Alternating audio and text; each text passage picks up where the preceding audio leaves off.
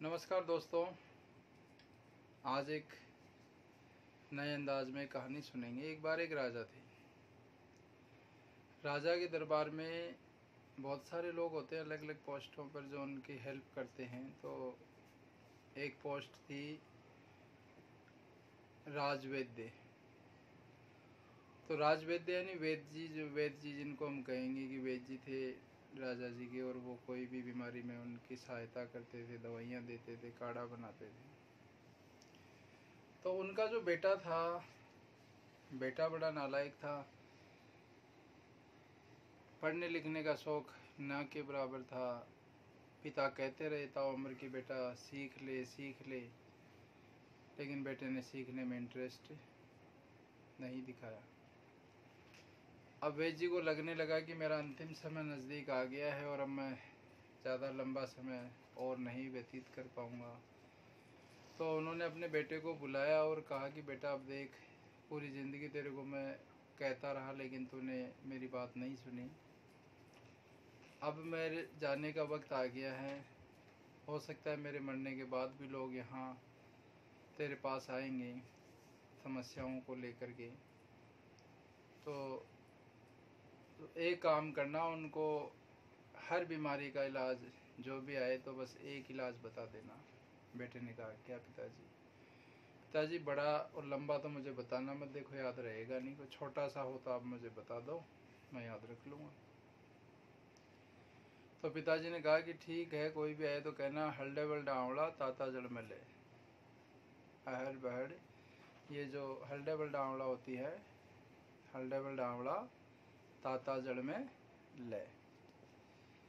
पिताजी का देहांत हो गया। अब पोस्ट खाली हो गई दरबार में। इसी बीच कई लोग जो थे राजवैद्य जी के घर आते कि भाई पिता इतने होनहार थे, राजवैद्य रहे, तो बेटे में भी जरूर वो गुण तो रहे होंगे। लोग उम्मीद कर लेते हैं कि भाई बाप ने यदि अच्छे कर्म किए हैं, बाप यदि अच्छी पोस्ट पे था तो बेटा भी शायद रहेगा। तो एक बार एक कुमार उनके पास में आया कि राजवैद्य जी, मेरा गधा खो गया और सुबह से मैं उसे ढूंढ रहा हूँ लेकिन वह मुझे मिला नहीं। तो वैद्य जी का जो बेटा था, अब उसको पिता की कई बातें याद आने लगी कि बेटा सीख ले, पढ़ ले।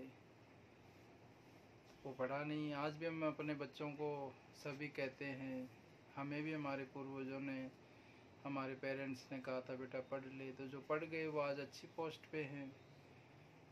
और आज भी हम अपने बच्चों को एग्जाम्पल देते हैं, जो बच्चा पढ़ लेगा वो आगे आने वाले समय में अच्छी पोस्ट पे पहुंचेगा, जीवन में सफलता प्राप्त कर लेगा। तो बेटे को याद आने लगा कि पिताजी की कई बातें अब याद आ रही है, मैं उस समय पढ़ लेता तो आज कोई ना कोई उपाय ज़रूर बता देता। अब क्या करूं? पिताजी ने कहा था लेकिन मैंने माना नहीं। फिर उसे ध्यान आया कि पिताजी ने मरते वक्त अंतिम समय में मुझे कहा था अल्डेबल डांवला ताता जल से ले। तो उन्होंने बिना सोचे समझे कि भाई ये तो आया है एक लापता लावारिस, ऐसे यानी गधा उसका खो गया, उसको ढूंढने के लिए। तो वो कुमार को कहता है कि भाई अल्डेबल डांवला ताता जल से ले। तो कुमार ने कहा महाराज, मेरा तो गधा खो गया, आप मुझे दवाई बता रहे हैं, ये दवाई मेरे क्या काम आएगी? मुझे तो आप ज्योतिष में देखकर ये बताओ कि गधा कहाँ गया, किस दिशा में गया, तो मैं उसे ढूंढने जाऊं हल्डे बल्डा आंवला ताता जल में मैं लेकर करूंगा क्या? तो राजवैद्य जी का बेटा क्रोधित हो गया, क्योंकि उसे तो बेचारे को और कुछ पता ही नहीं था। तो उसने कहा कि देख, तू मेरे पास आया है, तेरे को मेरे पे विश्वास है, तो जैसे मैं बता रहा हूँ वैसे कर, तेरा काम हो जाएगा। नहीं है तो कोई बात नहीं। कुमार जो था गधा, उसको लगा कि भाई मिल जाएगा यार, सही कह रहे हैं महाराज, इतने पढ़े लिखे हैं तो कुछ ना कुछ तो होगा ही इनकी इस बात में भी। तो वो जाता है अल्डेबल डांवला ताता जल से ले लेता है। थोड़े ही टाइम बाद में अल्डेबल डांवला अपना असर दिखाना शुरू करता है। ये एक तरह से पेट साफ करने की दवा है, त्रिफला चूर्ण के नाम से मार्केट में बहुत सी कंपनियां इसे बेचती हैं। तो अल्डेबल्ड आंवला ताता जल से जैसे ही वो खाता है कुछ समय बाद उसे दस्त लगने शुरू हो जाते हैं। एक बार जाता है, 2 बार जाता है, तो वो सोचता है यार मैं तो बार बार जंगल जाता हूँ, फिर आकर बैठता हूँ, इतने में फिर लग जाते हैं, फिर जंगल जाता हूँ। आज की तरह घर में तो लेटरिन बनी नहीं होती थी कि गए, दरवाज़ा खोला, बैठे और वापस आ गए। जंगल में दूर बाहर जाना पड़ता था। तो उसने सोचा क्यों ना मैं नदी किनारे ही लोटा लेके चला जाऊँ, नदी किनारे वहीं पर अपना करता रहूँगा बार बार, यहाँ तो चल चल के थक गया। तो वो नदी किनारे जाकर बैठ जाता है और जैसे ही प्रेशर बनता है वो अपना चला जाता है। ऐसे करते 5-6 बार हो गए। अब जो गधा सुबह का दिन भर का निकला हुआ था वो गधा चलता फिरता उसी जगह पहुंच गया जहां वो रोज़ाना पानी पीने मालिक के साथ जाया करता था। तो मालिक वहां बैठा हुआ है, गधा भी पानी पीकर मालिक के पास जाकर खड़ा हो गया। तो व्यक्ति ने सोचा, कुम्हार ने सोचा ये तो यार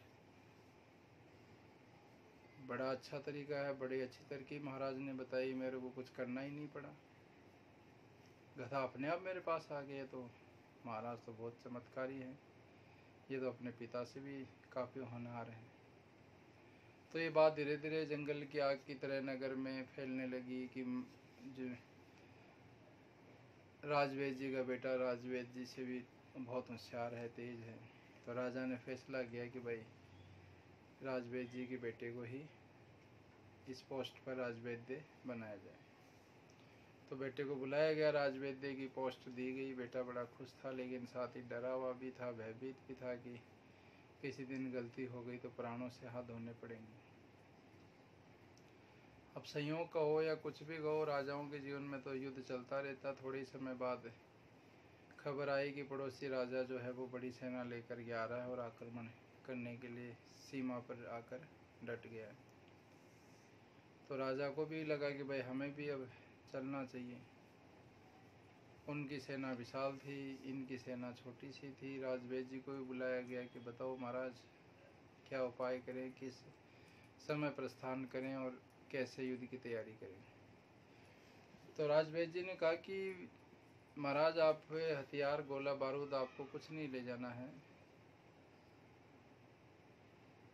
आपको केवल हल्दा आंवला लेके जाना है और गर्म पानी करने के लिए बड़ी बड़ी कढ़ाइयाँ ले जानी।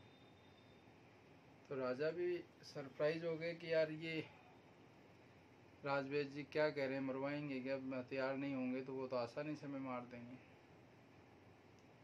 तो उन्होंने कहा महाराज आप बस कढ़ाई ले लो, पानी गर्म करने के लिए बर्तन ले लो और कूटने पीसने के लिए अल्डेबल्ड आंवला और उससे जुड़ी हुई सामग्री जो है वो चीज़ें आप ले सकते हैं। तो सेना और राजा न मानते हुए भी उनकी बात मानी और वो सब लेकर के सीमा पर आ गए। अब पहले के ज़माने में क्या था कि रात के वक्त युद्ध नहीं होता था, तो दोनों आमने सामने शिविर लगाकर सेनाएं डटी हुई हैं। सामने वाले दुश्मन सेना के जो सैनिक थे वो हथियारों को धार दे रहे हैं, तलवारें बन रही हैं, चमक रही हैं, और इधर वाले जो हैं आग जला रहे हैं, कड़ाहों में, बड़े बड़े कड़ाहों में पानी गर्म कर रहे हैं, हल्दा आंवला को कूटा पीसा जा रहा है और सैनिकों को कहा गया कि अब आपने खाइए। तो सैनिकों को लगा कि शायद कोई ये चमत्कारिक औषधि है जिसको खाने से मेरे अंदर पावर आ जाएगी, तो वो ज़्यादा खाने लगे। जब उनको थोड़ा थोड़ा कहा गया तो उन्होंने ज़्यादा खा लिया।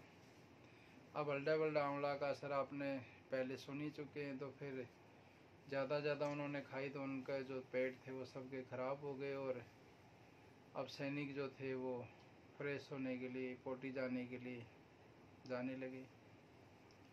तो सुबह से सैनिक जो हैं वो फ्रेश होने के लिए लोटा लेकर जा रहे हैं। 2 सैनिक जा रहे हैं, फिर 4 आ रहे हैं, फिर 10 जा रहे हैं, तो 20 आ रहे हैं, 50 सैनिक जा रहे हैं तो 100 आ रहे हैं, 1000 सैनिक जा रहे हैं तो 2000 आ रहे हैं।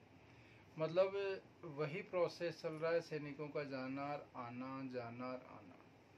तो सामने वाले राजा और उनके सैनिक देख रहे हैं कि यार हमारी सेना बड़ी है, लेकिन घंटे 2 घंटे में हमने ये नित्य क्रम कर लिया फ्रेश होने का काम, और ये तो सुबह से लगे हुए हैं और 10-11 बजने को आ गई। ये तैयार कब होंगे युद्ध करने के लिए? इनकी तो सेना ही बहुत बड़ी है। अपोजिट सेना के सेनापति ने जाकर राजा से कहा, महाराज आप कहाँ आ गए, किन से लड़ने आ गए? इनकी तो सेना ही इतनी बड़ी है, सुबह से ये फ्रेश होने के लिए जा रहे हैं, अभी तो इनका फ्रेश होने का काम ही नहीं निपटा। ये तो इतनी बड़ी सेना है, हमें तो ये चुटकियों में कुछ पल में ही समाप्त कर देंगे। हमें इनसे युद्ध नहीं करना। सफ़ेद झंडा फहरा देते हैं, दोस्ती करते हैं और वापस चले जाते हैं।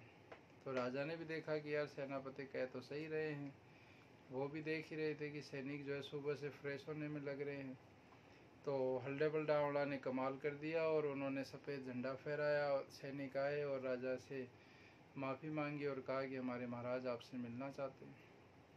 महाराज ने हाथ जोड़कर राजा से कहा कि हमसे गलती हो गई, जो हम आपके राज्य की सीमाओं में प्रवेश किया, युद्ध के बारे में सोचा। हम आपसे मित्रता करना चाहते हैं और आगे से हम ऐसा कुछ नहीं करेंगे। राजा को कहानी समझ में नहीं आ रही कि हो क्या रहा है। राजा तो चिंतित थे, दूसरी तरफ सोच रहे थे कि हथियार नहीं है, गोला बारूद नहीं है और ये हल्डे बल्डावड़ा से तो पंडित जी मरवा देंगे हमें। लेकिन ये तो उल्टा हो गया सारा काम। राजा बड़े खुश हुए कि पहली बार बिना किसी मारकाट के, बिना खून बहाए युद्ध जीत लिया। राजा वहाँ से शत्रुस राजा चला गया और उन्होंने आकर राजवैद्य को बुलाया, खूब आशीष दिए, शुभकामनाएं दी, प्रशंसा की, धन दौलत से नवाजा और सारी प्रजा भी खुश थी। बस थोड़ा सा दुखी ये थे कि बेचारे बार बार पोटी जा रहे थे तो बार बार दस्त लगने से शारीरिक कमजोरी आ गई, तो वो कमजोरी से वो परेशान थे। बाकी इस बात से खुश थे कि किसी भी सैनिक को अपने प्राण नहीं गंवाने पड़े। तो ये एक मनोरंजन के लिए कहानी थी कि किस तरह से हल्डे बल्डावड़ा जो है वो हल्डे बल्डावड़ा ने लोगों की जान बचाई। तो ये एक कहानी थी, रियल लाइफ में ऐसा नहीं होता है कि भाई आप हल्डे बल्डावड़ा से सारा काम कर सकते हैं। तो इससे हमें शिक्षा यही मिलती है कि अध जल गगरी छलकत जाए, अधूरा ज्ञान जो है वो हमेशा नुकसानदायक होता है। कोई भी चीज़ का ज्ञान आप प्राप्त करें तो पूरा प्राप्त करें, अच्छे से उसकी शिक्षा प्राप्त करें, ट्रेनिंग लें, उसके बाद ही वो काम कर सकते हैं और करना चाहिए, वरना आप अपना और लोगों का जीवन है वो खतरे में डाल सकते हैं। देखते रहिए, लाइक शेयर सब्सक्राइब करते रहिए। जय हिंद दोस्तों।